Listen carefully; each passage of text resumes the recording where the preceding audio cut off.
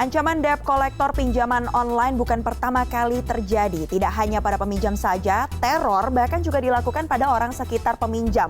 Ada beberapa yang kemudian ada di kontak listnya, dihubungi juga untuk bisa mendesak orang yang meminjam ini untuk bisa segera mengembalikan uang tersebut. Lalu sebenarnya bagaimana regulasi dan apa yang harus diwaspadai dari pinjaman online ini? Sudah bergabung melalui sambungan Zoom, ini dia Kuser Yansyah yang merupakan Direktur Eksekutif Asosiasi Fintech Pendanaan Bersama Indonesia. Selamat malam, Pak Kus. Selamat malam, Mbak Mevi, pemirsa CNN. Iya, Pak, AFPI ini kan sudah menetapkan kalau aturannya ada batas maksimal biaya atau bunga pinjaman sebesar 0,8%. Tapi ini lagi-lagi hanya untuk anggota AFPI saja. Sebenarnya selain itu, bagaimana sih regulasinya untuk pinjaman online? Apa yang sebenarnya boleh dan tidak boleh dilakukan oleh penyedia jasa pinjaman online ini, Pak? Ya baik, terima kasih Mbak Mevi. Ya, kami ikut prihatin ya atas cerita ilustrasi dari Mbak Melati tadi, seorang guru SD di Malang. Ya, guru SD ini merupakan satu pejuang mulia bagi kita semua sehingga kita bisa hadir seperti sekarang. Prihatin atas pengalaman yang dialami oleh Ibu Melati. Jadi memang pinjaman online ini kami di Asosiasi Fintech Pendanaan Bersama Indonesia memiliki anggota 146, terikat dengan pedoman perilaku semua. Jadi kalau berdasarkan ilustrasi dari Mbak Melati tadi, saya dapat pastikan bahwa itu pasti bukan pinjam di platform fintech yang terdaftar dan berizin di OJK anggota kami. Karena di anggota kami memiliki pedoman perilaku, apa yang boleh dan apa yang tidak boleh. Yang jelas, cara-cara seperti pengancaman, fitnah, intimidasi, teror, pencemaran nama baik itu dilarang. Dan kami larang dalam pedoman perilaku dilakukan oleh platform dalam proses penagihan atau komunikasi kepada pelanggan. Nah tadi seperti yang tadi disampaikan juga bahkan kami mengatur bahkan untuk melakukan penagihan itu ada waktu maksimum. Pagi maksimum, malam maksimumnya jam 8. Kemudian juga kita tidak perkenankan melakukan penagihan di hari libur keagamaan. Itu begitu Mbak Mevi. Ada aturan khususnya kah, Pak? Karena kan kalau kita lihat ini bahkan baru 1 minggu saja tapi sudah langsung ditagihkan. Nah kalau dari AFPI sendiri sebenarnya regulasinya seperti apa? Selain yang tadi Bapak sebutkan bahwa di hari libur, tanggal merah biasanya memang tidak boleh dilakukan penagihan terhadap para peminjam. Jadi kalau penagihan sebenarnya itu kan filosofinya suatu yang sangat baik. Karena kita mengingatkan kepada pengguna dana untuk disiplin melakukan rencana komitmen mereka terkait dengan kewajiban terhadap cicilan mereka. Jadi kita prinsipnya adalah reminder, mengingatkan. Dan kalau dari kami lebih ke memberikan satu solusi. Jadi dilarang buat kami itu mengancam, intimidasi atau pornografi atau menyebarkan data-data pribadi itu dilarang. Kalau ada yang seperti itu harusnya dilaporkan saja ke pihak kepolisian. Jadi pihak kita laporkan dan pihak kepolisian kami apalagi semasa Pak Kapolri dengan Polri presisi yang terakhir kita juga sangat aktif dilibatkan.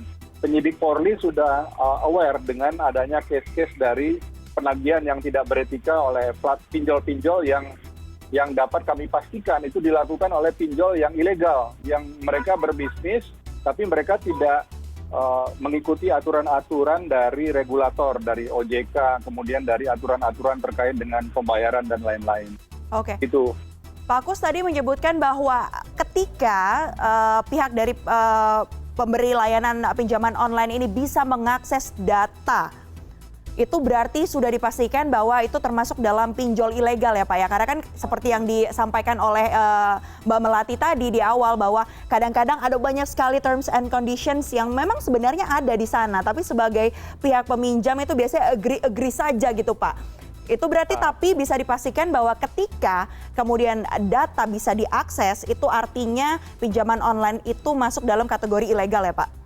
Itu ilegal Mbak. Jadi setiap kita, saat kita mendownload satu aplikasi apapun termasuk aplikasi pinjol ilegal, ataupun aplikasi fintech terdaftar berizin OJK, itu dimintakan consent apakah boleh mengakses kontak, phone book, galeri atau picture, apakah boleh itu diakses. Nah kadang-kadang sebagian besar banyak masyarakat yang literasi keuangan digitalnya masih sangat belum memadai, main iya-iya saja, apalagi didorong karena kebutuhan.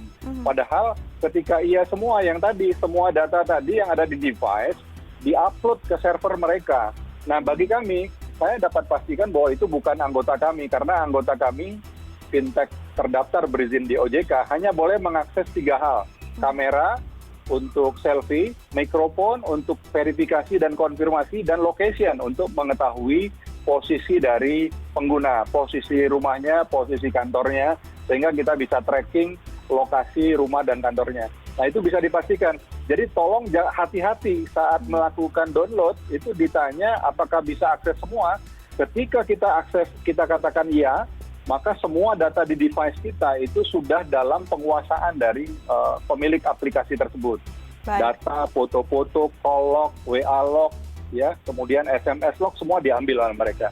Berarti harus lebih waspada lagi untuk Harus. saat mengakses suatu aplikasi ya. Selain itu Betul, apa saja Mevri. Pak kemudian yang sebaiknya bisa diwaspadai oleh calon peminjam ini ketika akan meminjam melalui layanan pinjaman online untuk mengidentifikasi apakah ini termasuk yang ilegal atau legal? Ya, jadi pemerintah dan negara sebenarnya sudah memberikan satu jalur yang tepat ya.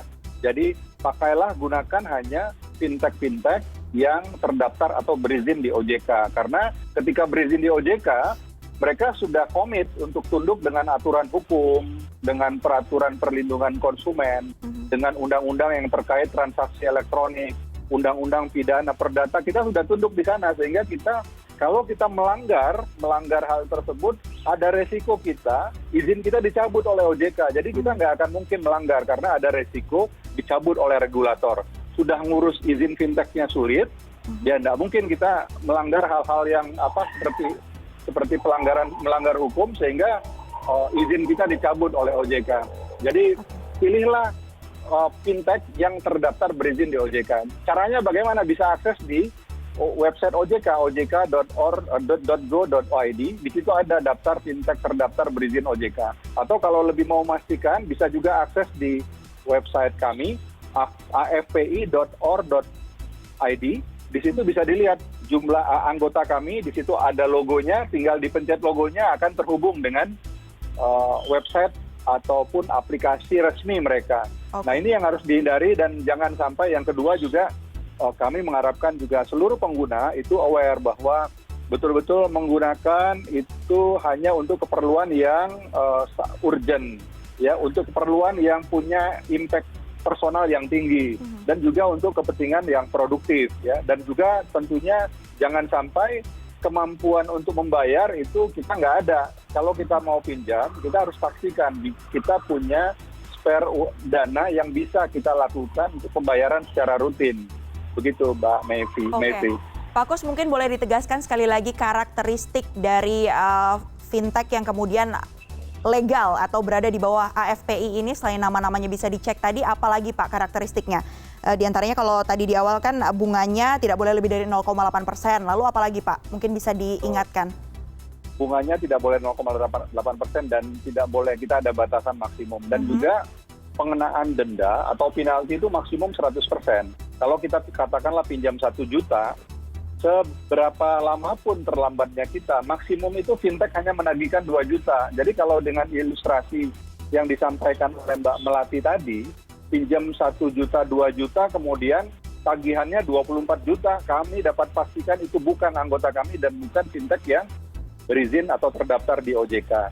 Kemudian juga karakteristik yang lain apa? Prosesnya sangat mudah, sangat gampang. Karena apa? Karena mereka ya menagihnya punya alternatif dengan menggunakan data-data pribadi pengancaman pornografi. Kalau dari kami ada proses, dilihat dulu KYC-nya, kemudian digital signature, kemudian juga credit scoring, sehingga kami juga bisa memastikan bahwa orang yang kita kasih pinjaman atau pendanaan itu mereka memang betul-betul mampu untuk mengembalikan, ya. Dan kami juga di fintech yang terdaftar berizin di OJK, memang karena kami menggunakan teknologi, prosesnya jadi cepat. Tapi bukan sembrono, bukan asal-asal memberikan penyaluran pendanaan.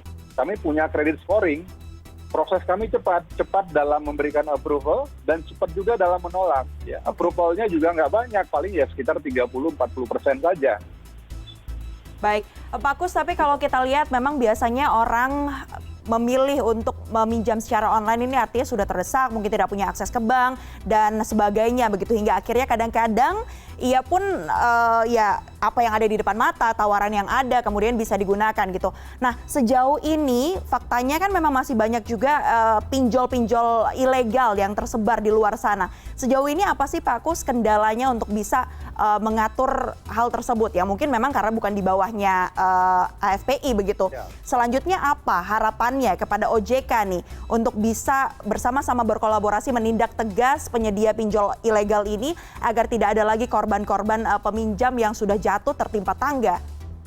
Ya, kami juga gini, Mbak Mevri, kami sudah memverifikasi ya, sudah komunikasi dengan Mbak Melati ya, dan kami dapatkan bahwa dari 19 pinjol yang ada pinjaman itu ternyata ada anggota kami, ada 4 anggota kami yang juga Mbak Melati pinjam. Tapi alhamdulillah setelah kami verifikasi, bagian besar itu sudah selesai, sudah lunas, dan tidak ada isu terkait dengan penagihan dari platform yang fintech yang terdaftar berizin di OJK. Nah, sehingga kami fokusnya sekarang betul sekali bagaimana kita bersama-sama punya kesadaran kolektif untuk memerangi fintech ilegal ini. Karena apa? Karena sudah sangat jelas meresahkan masyarakat.